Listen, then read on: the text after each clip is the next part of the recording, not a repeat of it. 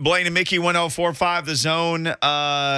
Coach Mack is like 20 minutes or so away from joining us. We got draft questions. He's always got answers on the Mack attack. Day 2 of the Titans offseason program. We talked about this a little bit yesterday. A.J. Brown, Adam Schefter announced that him and Debo Samuel and Scary Terry McLaurin would not be taking part in the offseason on-field stuff. Now, McLaurin, he said, would do the whatever else they were doing that wasn't on field.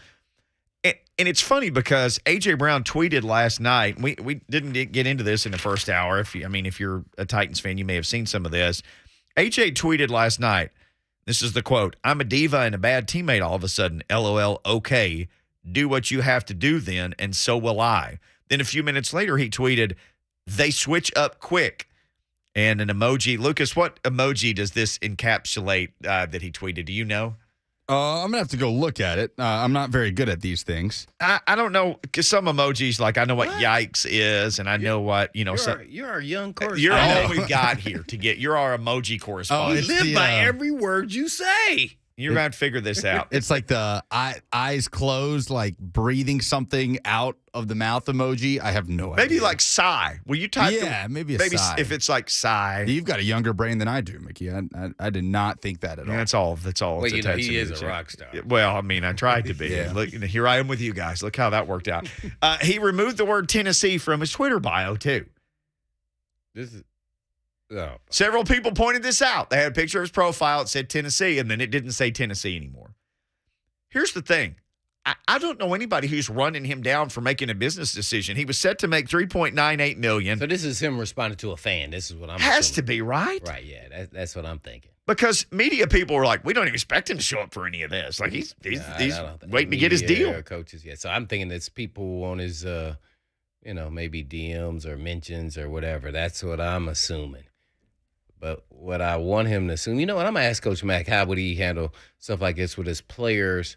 He wasn't in the social media era, but, man, when you're negotiating with a player, I would think his agent, but you can't outright, tell him not to. You can advise them, hey, let's just let this play itself out. Because to me, I still think he's a diva. Do I think he works hard and is all about the team? Yeah, that don't mean you can't be a diva. Because there's a part of me, I want him to be a diva. Because most wide receivers are. Let's just keep it real. That personality matches up. But you cannot put your emotions out here on social media because guess what?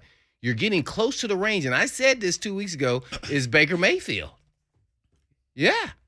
Now, he didn't do a podcast. Right. But that's the next layer.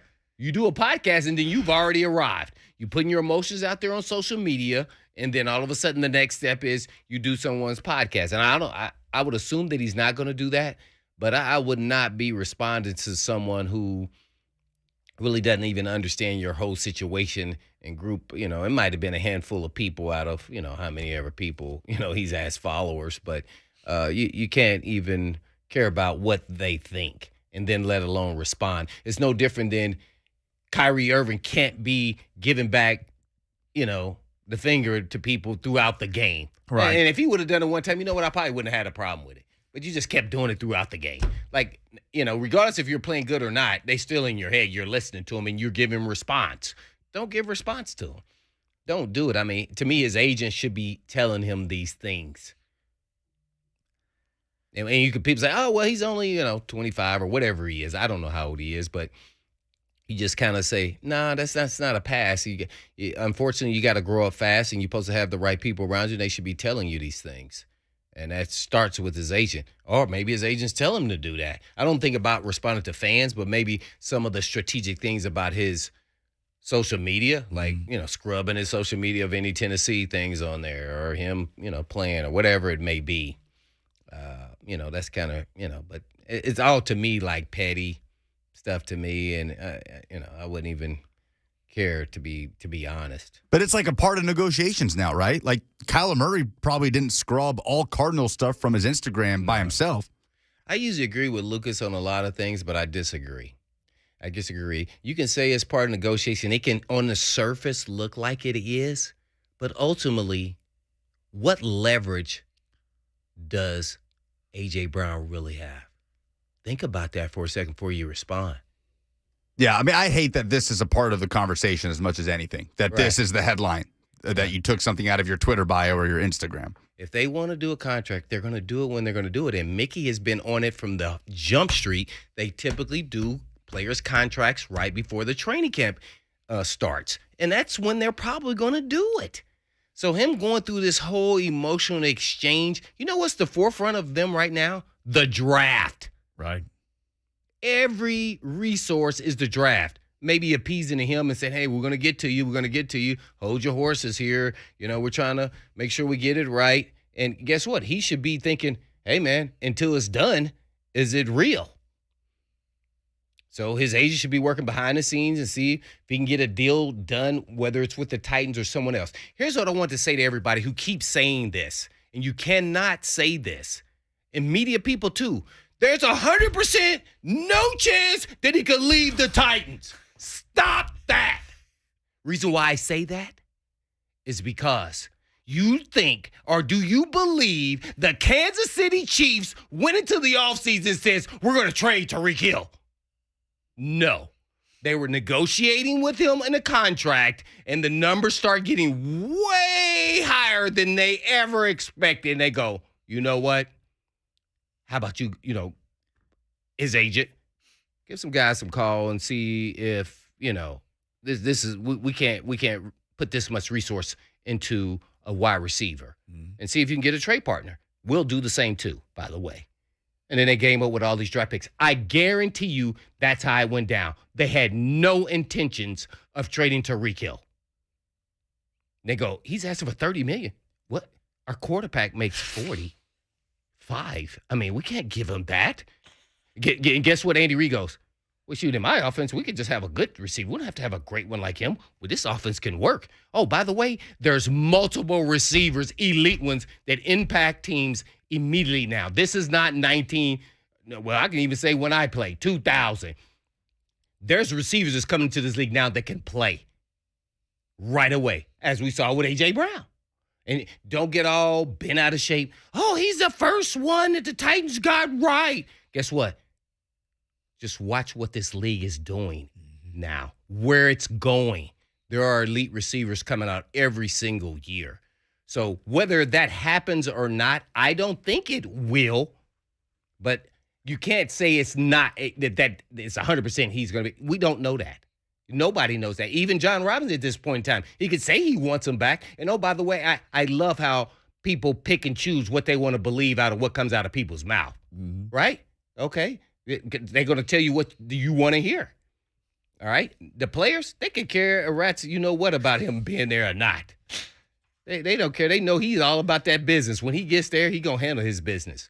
So let's just see how it all plays out. I think it's going to play out that way, as you mentioned weeks ago, that they usually sign a guy right before camp, and that's going to be A.J. Brown. But we don't know, because if you keep ruffling feathers and you're trying to negotiate, as Lucas says he is, through the media, I call it, I guess, venting on media, not to discard what he's kind of saying, but to me, it's acting like you're in high school and you're pouting because you're not getting your way. Oh, diva. When you don't get your way, whatever you want to call that, and you want to have that characteristic part of your receiver to a certain extent.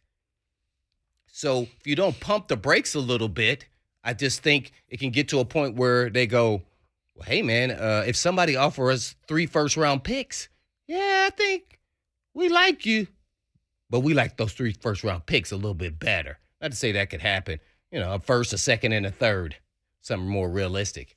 So, yeah, do I love A.J. Brown? And, man, but you got to know you can't be responding to some guy on social media because, they said something demeaning or whatever. They need to go get a grip and go have, find something better to do with their time. That's how you got to look at it. And by the way, stop reading your mentions and stop. Don't even stay off social media. And I'm there. Oh yeah, this is the era. Stop right now negotiating through social media. Do you think it's actually helping Lucas or hurting? I think it does more harm than good in most cases. Yeah. So why do it? Yeah, as much as he thinks that's maybe what he's doing. Just for the record, Kevin Byard, I went back and I found this. Here's a tweet from James Palmer from the NFL Network, 7/24/2019. That was the 24th of July. Here's Taylor Lewan, July 27th, 2018. It's that week in July, the 20-something through the 20-something, They get to right before they show up and get their jocks and their helmets again. Mm-hmm. It's right before that it typically happens, or right around the day they report. Here's my whole stick on negotiations. He actually is showing his hand, and that's why he shouldn't be doing it. He's acting really anxious. Well, guess what? You're getting anxious, then we're going to get you for less if we speed up this process because you're acting anxious. Just be patient, continue to do what you've been doing, and keep it moving. We're fine. So someone needs to have a sit down. I don't, sometimes agents don't really have those kind of sit downs, though. I remember when I held out. My agent was sitting there talking to me, and then he also was motivating me at the same time. Yeah, they said you can't do this. Oh, boy. You said you can't do that. Oh, okay. Well, I went out to that. I about burned a hole in that rice track out there that I was running on. We were here, by the way, the first year. Mm-hmm. So, just and I guarantee you, social media night, I can say this truthfully, I would never be negotiating through no social media. No. I'm keep them guessing because I never gonna show your hand. Maybe give them a peekaboo, but that's it. We got to say peekaboo to Coach Mack next. He's waiting around the corner. We can ask him about holdouts. We can ask him about draft picks. You can ask Coach Mack anything, and you get your answers. We'll ask him about the USFL. Yeah, I want to know, is there some prospects that can help the Titans? Oh, that's coming up next. The Mack Attack. Not a quarterback. No.